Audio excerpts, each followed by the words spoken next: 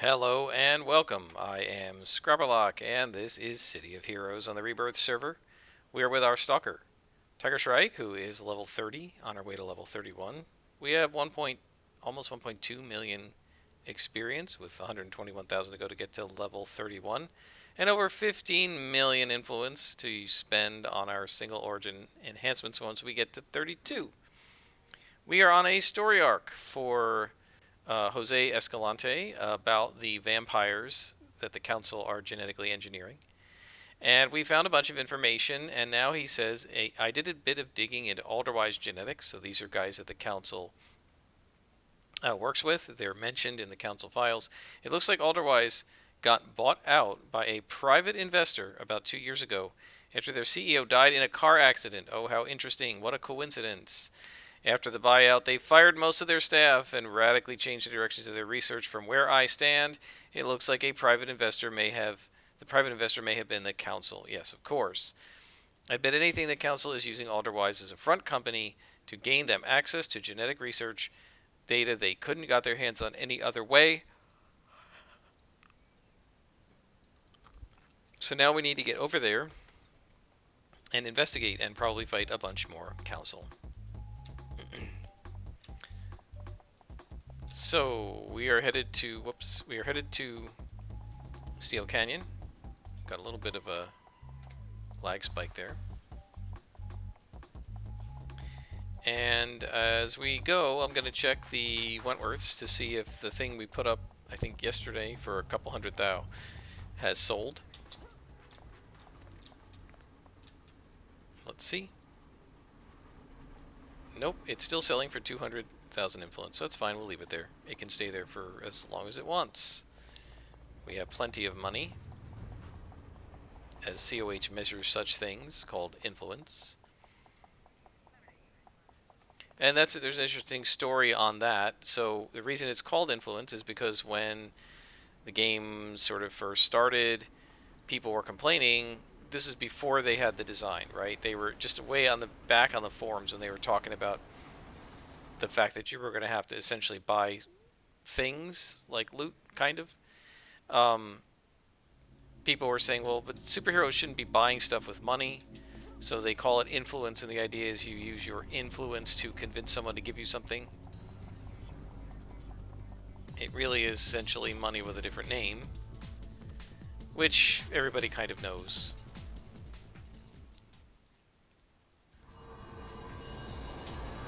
Alright, so we need to find two files and defeat the security chief and his men. And as we go, I'm going to talk about the game and the direction that it's traveling in terms of development for both Homecoming and here on Rebirth. Somehow or other, it came up in my guild chat that I was playing on the Rebirth servers, and there's a lot of stuff that they don't have that Homecoming does. And I kind of said I like this a little better in some ways. We didn't get into the details too much, but as we discussed it, one of the guild leaders, and I won't name her because it doesn't really matter, and this guild's not even on this server, but she was saying that she really would like to see more content in the game, and that she hasn't been as active in City of Heroes in recent weeks as she used to be because I guess she's kind of tired of the existing content and she would like more content. And of course, the game isn't in live development, but it's certainly possible for the Homecoming team or the Rebirth team or anyone to add more stuff to the game now that they seem to know how it works and how the coding works, right? Now, I don't know how easy it is, say, to add a new villain type or to add power sets or whatever, but when she said she wanted more content, to me that doesn't really include archetypes, because archetypes aren't content, right? This character, being a Stalker, experiences the same missions that my Scrapper did, right? And in the same order, at the same levels. She's doing the same things. Really, there's a difference in how she goes about the missions, but the content itself isn't really any different. And so, to me, what we're doing with the character is content, right? There's a story. Each story is broken up into individual missions, and as we complete the missions, we learn more about the story, and we defeat bad guys. right? That to me is content. Um, so I said, you mean more like missions and story arcs? And she said, well, no, that's not really what I mean by content. And I thought about who I was talking to, and again, I'm not going to say any names. And I immediately said, oh, you mean incarnate stuff, right? And that's what it turned out that she really would have liked to see, is more incarnate trials. And so I tell this story because it's interesting just the different perspectives people can have on um, what we want to see in a game, right? To me, content is story arcs, not incarnate trials. To her, content means incarnate trials. And if we look, and I'll show in a second, incarnate the incarnate abilities here. You can see how powerful this character is, that I can do this while I'm fighting. There's a whole bunch of incarnate abilities, right? These are all different slots. The alpha slot, the interface slot, the judgment slot, the destiny slot, the lore slot, the hybrid slot. Those all exist on Homecoming, and they existed in live. But Genesis, Vitae, Mind, and Omega were never finished, right? They were never put into the live game, and they don't exist in Homecoming. And in fact, on the Homecoming interface, you don't even see these 4. All you see are the 6 that exist, right? I guess they took them out, or Leandro took them out, or something, I don't know. So I think what she would really like to see is those things filled out, right? Now, whether there was any map for it, whether the current, sort of in their basement developers who were running the game have any idea of what was going to be put into those slots, I really don't know. Well, these guys look like they need to be killed. Yeah, who knows if Homecoming is going to actually do that. But for me, like, more Incarnate Trials and Incarnate Powers really doesn't mean much. I'd like to see more zones. Maybe a cleanup to the Boomtown zone, right? They revamped Arc Astoria, they revamped Fault Line. They never revamped Boomtown. They never revamped Perez Park, which they could have done. There were several other Craze Follies. Those things, to me, really should be cleaned up and turned into zones more like Fault Line, where there's a story of the zone and you get a bunch of contacts and the zone's being restored. And I would like to see Fault Line actually get restored to be Overbrook again. And you could even have some of the missions still happen, or maybe change them, have Fault Line be a flashback and Overbrook be the current mission, the current map. I would love to see stuff like that. I don't think that is ever going to happen. But that's one of the things I would like. But in terms of more content, I'll tell you one thing I would love to see is Callisti Wharf, which is basically an empty level 40 to 50 zone that they were planning to put in before the game got the plug pulled on it. I would love to see Callisti end up with 5 contacts for the level 40 to 50 range, and a bunch of missions, like some story arcs. I would love to see that, especially because in that level range right now there's only one zone, which is Peregrine Island. It's a very small zone. I mean, the zone itself is big, on the map, but the zone, the actual place to adventure in there on Peregrine Island is pretty small. It's smaller than Talos. And consequently, there's not that much to do in the level 40 to 50 zone. And so I would really rather they add those contacts, add some more missions, and give you the story of Callisti Wharf, which might be very interesting and very cool. And on top of that, I would love it, I don't know if this would ever happen, but I would love it if, in making those Callisti Wharf missions, if they would make them indoor missions instead of outdoor missions, because in the level 40 to 50 range, it's almost all outdoor maps, and they're really long, and they can get incredibly tedious. And I would rather get some of these more indoor maps that are much more engaging to me. They're much less tedious. Even if you're essentially fighting the same number of mobs, you can at least tell kind of where you've been, where you have left to go, that kind of thing, which is much harder to tell on an outdoor map. And so we still don't have any of the files we're looking for. So if I were going to add content, that's what I would love to see added. But I think a lot of my supergroup mates would be like, yeah, they don't even do the story arcs, right? Somebody just said in the supergroup Discord last night, they just said, oh man, this is going to be tough. That their character, now that my character is level 50, I need to figure out what build I want for them. And like, I'm doing my build as I go, right? I'm not figuring out my build at level 50. I've got the build already there, right? Now I may make some changes as we go because I haven't done claws regen stalkers before, but I certainly don't consider the character ready to begin building at level 50. And so so I just think that was really interesting, and that person then said, like, after saying they have to figure out what their build is, this guy is kicking my butt over here.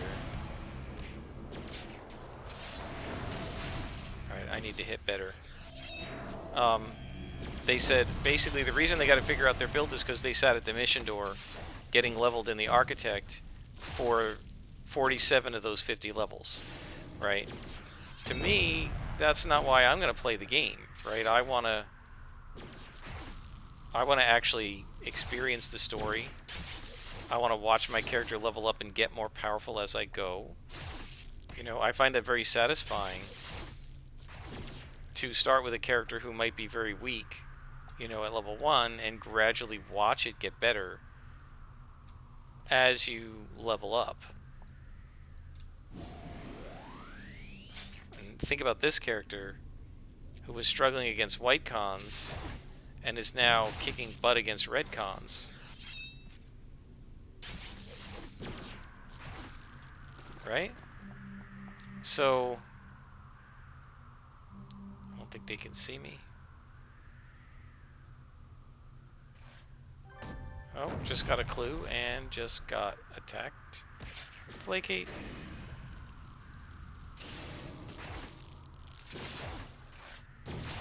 Saves you a little bit of a beating there with the placate.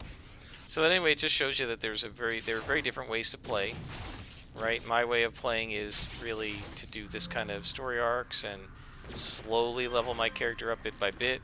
Other people are like, no, they want to get to endgame and play endgame over and over. Right? They like doing the endgame stuff. They want to be very powerful. And then, you know, people are different. I have a friend who, you ask him what he really wants to do in D&D, and he'll tell you, I want to play, like, I want to go in the Outer Planes and be level, like, 18, 19, 20, and kick the butt of, like, planar beings and learn the story of the Outer Planes. And I asked him at one point, do you want to just start at level, like, 18 or 19, or do you want to level up? And he said, well, ideally I'd like to level up, but the problem is that it takes a long time. And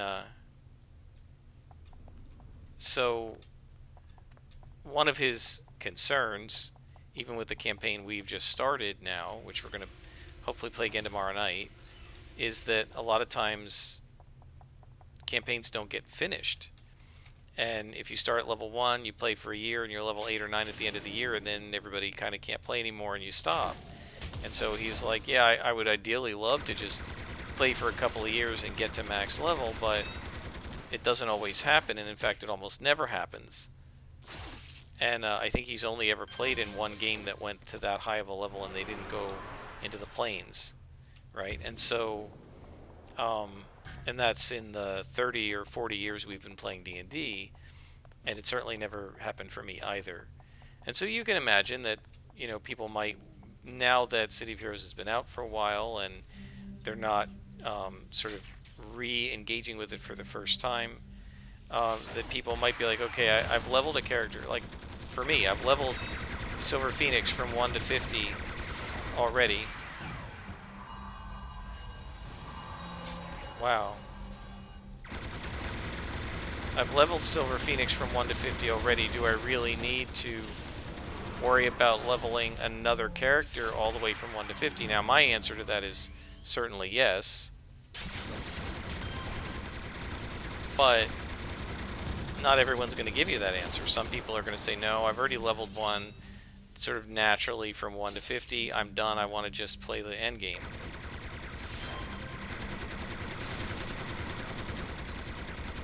Right? So it all depends on your perspective.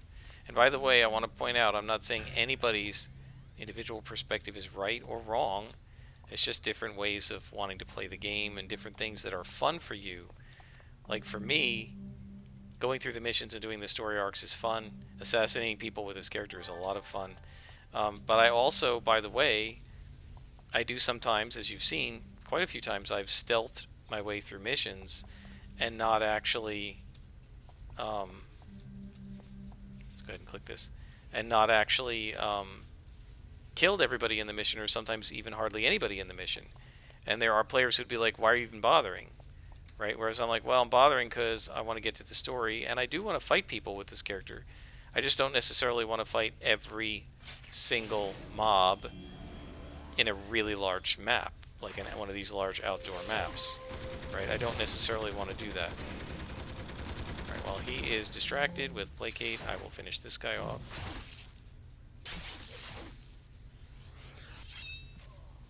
Now, we will smack this guy. Placate quite useful for getting the pounding on you to stop a little bit. Come on. There we go. Yeah, I didn't need to hit that heal, that was just a reflex. So we finished this mission. We didn't defeat every single bad guy in here, but we defeated most of them. But some people would look at that and go, well, why didn't you defeat the rest? I want to defeat the rest. I like the combat. And I like the combat too. But there's going to be, there's no shortage of combat. There'll be some in the next mission. Right? So I want to actually do the story arcs. And one of the things that's always in the back of my mind is if I level up too fast, I won't be able to do all of the storylines from Brickstown and Founders Falls. And I want to do them. Right? I wouldn't want to level up so fast that Jose becomes an invalid contact for me and now I can't do the vampire storyline. And there are flashbacks, but guys, from my experience with Silver Phoenix is not every story arc is available in the flashbacks. It seems like only certain ones are. And I think it's the ones that give you a badge, right? And so if it doesn't give you a badge, there are story arcs I don't see in there. And there are story arcs in there that I know I've done with her and that it's telling me I haven't done. And I've even done a couple and been like, I've done this before. How did I end up on this flashback? And it's because it's there so that you can repeat it because it might be for badges or whatever. And so like the Outbreak, right? If you've done it already, that's still available to you to keep doing because you can go in there to get the badge for defeating 100 outcasts, right? But some of the other low-level storylines, like Bonefire, I don't think is there to play as a flashback. So if you don't do it as you go, you lose the ability to do it, right? And so I'm trying not to lose the ability to do some of these story arcs. That wouldn't be important to other people, but it is to me. Okay, so let's look at the clues, because I was talking all that time. Got to the genetics place too late. The council anticipated my move. And to keep their connection to Alderwise secret, they had raided the company. They killed the researchers and made off with almost all the research data. I did salvage some important files.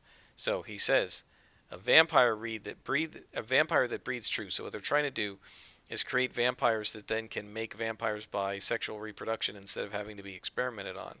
He says, that's unbelievable. I never guessed the council's genetic research had gotten this far. If this progenitor gets away from us, they could hide him in some remote part of the world and ready a vampire army. I don't know if even the council realizes the drastic implications of this mad scheme. After all, once the vampiri are no longer converted council soldiers, who's to say they won't develop their own agenda? We have to stop this. And then he says, I've talked to everyone I know about the council, the raid on Alderwise genetics, and this vampire progenitor they've created. I wish I had better news. All I was able to find out is that the genetic research data at Alderwise that Alderwise generated was transferred to a single council base. The trouble is I don't know which one. I need you to hit the streets and interrogate a few council soldiers. Now, I don't think there are any. Well, there are council here, so we can go ahead and do that. There are council around the other side of town, I believe. Oh, and we're being ambushed. Alright, well that'll help. That's 10. I'm sure it's going to be 10 more. Right, I'm going to defeat 10, and then it'll say defeat 10 more, and then it'll say defeat 10 more. At this level, usually what they do is they the number they ask you to defeat are approximately within your level range, usually by 5s. So at level 1, they'll say defeat 5. At level 1 through 5, they'll say defeat 5. After you get to level 7 or 8, 9, they'll say defeat 10. As you get into the 20s, they ask you to defeat 20 and 25. And so now it's going to be 30. Let's see. The fastest way to do council might be Boomtown, because they are in big groups there. So let's head over there. Because I know I'm going to have to do more than 8. Right? And they'll be really quick and easy to kill because they're like level 15 and I'm level 30. So they tend to be to the west here. Now this map is going to make a liar out of me. Trolls. Now one of the problems is, in here sometimes the council are fighting with 5th column. And so you have to hit fast or the 5th column will defeat them. Those are 5th column, these are council. Let's see, what do we got here? 6 more. That's 5th column, and that's 5th column. Okay. And that's 5th column, so these aren't the guys I want. I want council. There's council. I wish I had an area effect. 4 to go. 3 to go. Yeah, I don't care about 5th column, I only care about council. There's council.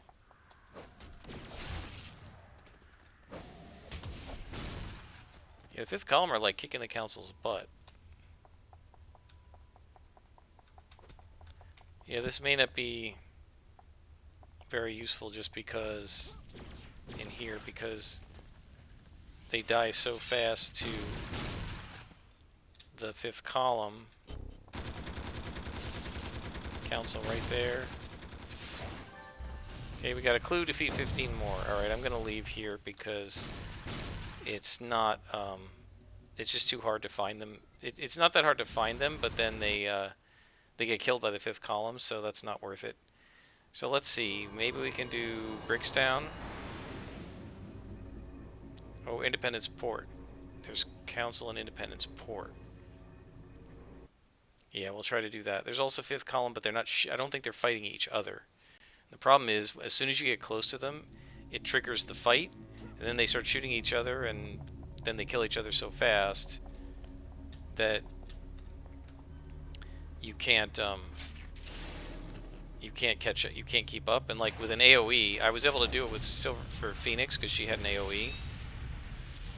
But without an AOE, by the time you kill 1 or 2 of them, see, there's 5th column. By the time you kill 1 or 2 of them without an AOE, the rest of them are already dead. So I think we want to go up this way. And then there should be some council over here. There.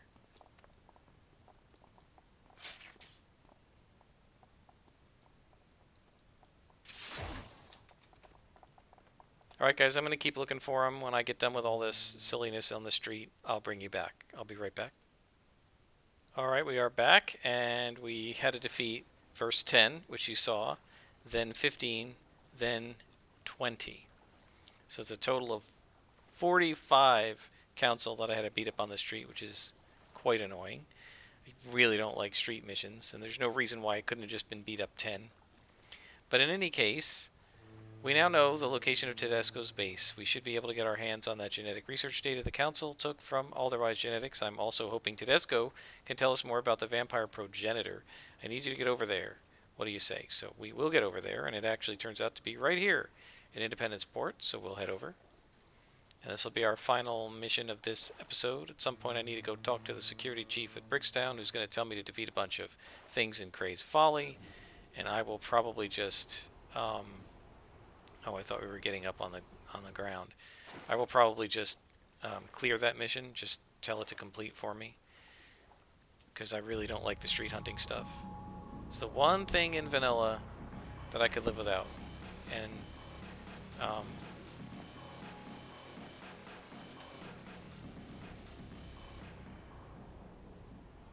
so are we in place? We are. Yeah, the one thing about the vanilla game that I didn't like and could live without was all the street hunting. And that, of course, was originally put that way because when they went live, they didn't have enough content.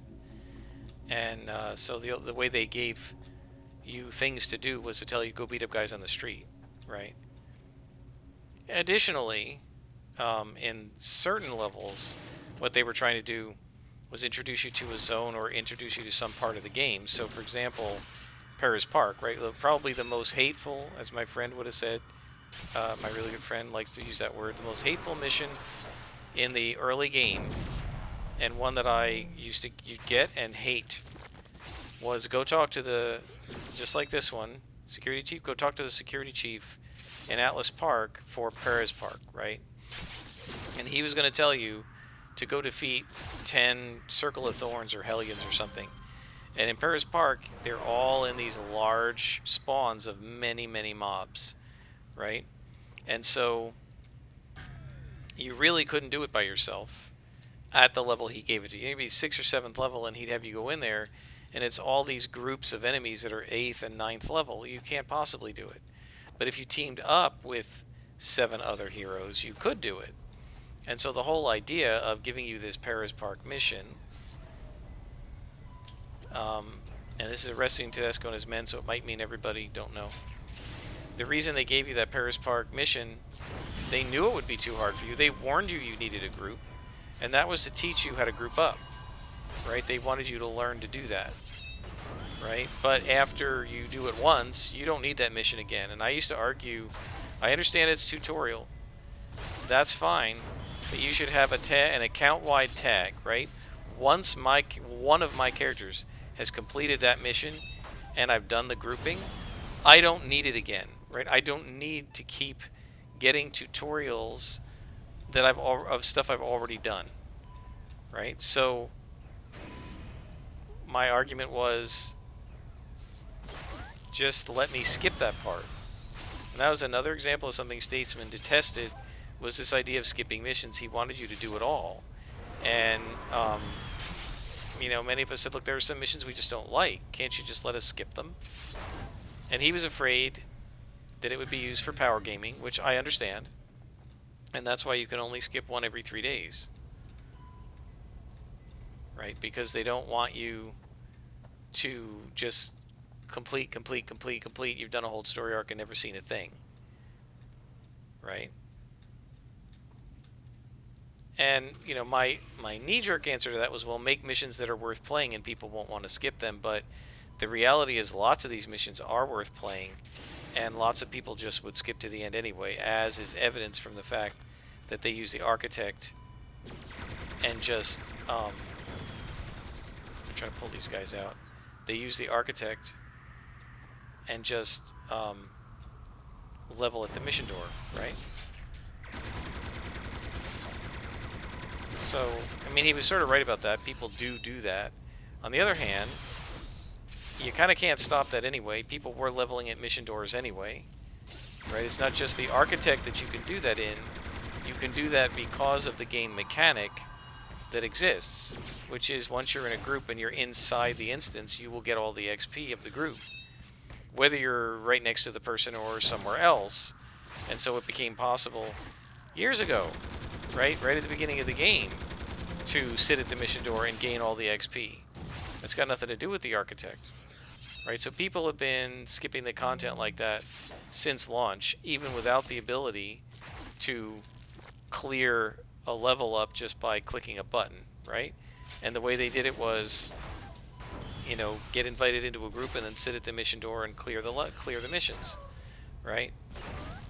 And a lot of people didn't care about whether they were getting their version of the mission done, right, for badges and stuff, or maybe not badges, but for the clues, right? They don't care about the clues. They do care about badges because badges can lead to benefits, right? There are accolades and stuff, and when you get certain accolades, you get bonuses like plus 1% to resistance or whatever, and people who are trying to min-max want that, right? So now they're like, well, I want the badge, right? But they don't care about the clues and the souvenirs because these don't give you anything, right? What they care about are things like this, right? Where if you get some of them, they give you benefits, permanent benefits to your endurance, recovery, or to your health or whatever.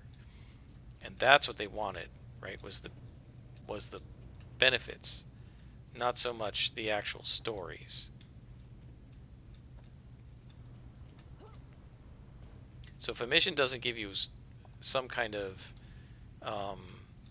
bonus, like a badge with a bonus or something, most people don't care enough to do them. And I mean, there's a reason why if you like go into a supergroup like mine, come on. If you go into a supergroup like mine, I did it again, and you look at the badge counts, right? My character, who was way lower veteran level than most of theirs, had a much higher badge count because I had done all the story, not bad, yeah, it's badge counts, because I had done all the story arcs. And most of them only did things that gave you badges that got you to work toward an accolade. It's a prison level, so if we get knocked out in here, we're going to get stuck in here. There shouldn't be any glowies in here. We're still looking for genetic data. I think that's probably going to be in another room.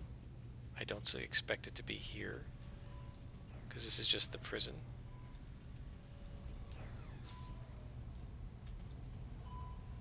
Okay, so we're going to have to go south. And we got to find Tedesco as well.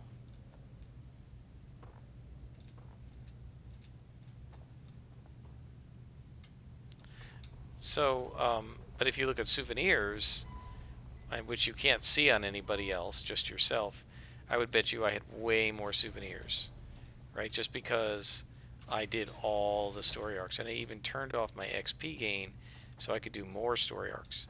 Not because I was trying to get bonuses, but just because I wanted to do the story arcs. Alright, so we're going to be careful with this guy and try to take it slow, because he's going to have the martial arts that the last boss had, and he will be able to kick my butt with really fast attacks if I queue things up too much. So I'm going to just have to take my time. Make sure to heal up. Keep those hit points maxed. Let's kill this guy. This way he can't keep hitting me. Oh, he's going to drag me into them now. Alright, we gotta wait.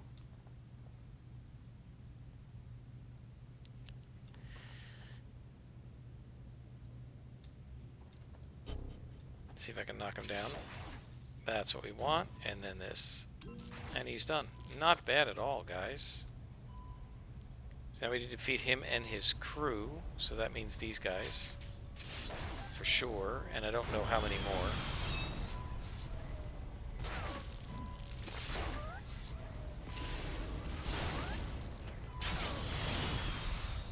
So yeah, it didn't used to be possible to just complete a story arc or complete a mission. But again, when Statesman went off to run Champions Online and Positron took over, he started allowing some of these quality of life changes that we'd been asking for years, and one of them was to be able to just cancel a mission. At first, you were allowed to just get out of it and like abort it, and then you could redo it, right? But then they added completion, right? And this was for things like, because they recognized there were bugs, right? Sometimes, like maybe I've defeated everybody in here, but Tedesco didn't spawn, right? And now I'm frustrated because I spent an hour in this mission and I defeated 75 mobs and I've been all over this huge map and Tedesco never spawned, right? And the only way to fix that was to get customer service involved, or to quit out of the entire game, right? And then log back in and do the whole mission over again. And people objected. I don't want to have to do the whole mission over again. I did everything I was supposed to do. Your game is bugged, right? And then they didn't want to have to constantly have the customer service representatives dealing with this, right? So they said, all right, we'll let you fix it yourself, right? And I hear a glowy.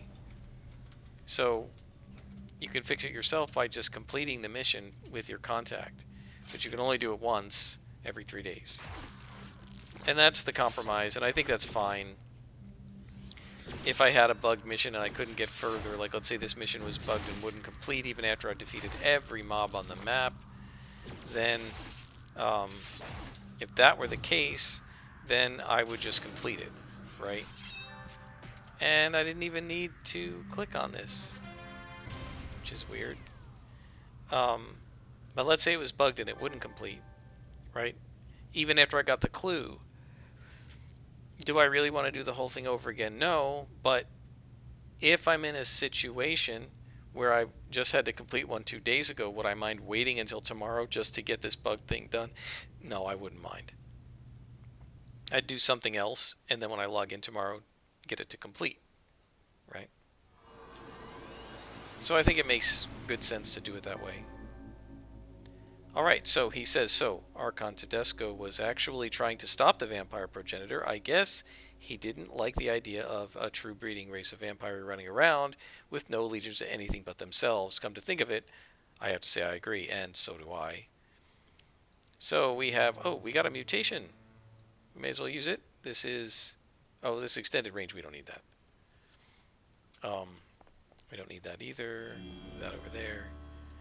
Alright guys, we're going to stop here, and I got some stuff to sell, nothing orange, and I will do that off screen, and when I bring you back, we will continue this arc about the Vampyri. Until then, I am Scarpalock, and this is City of Heroes.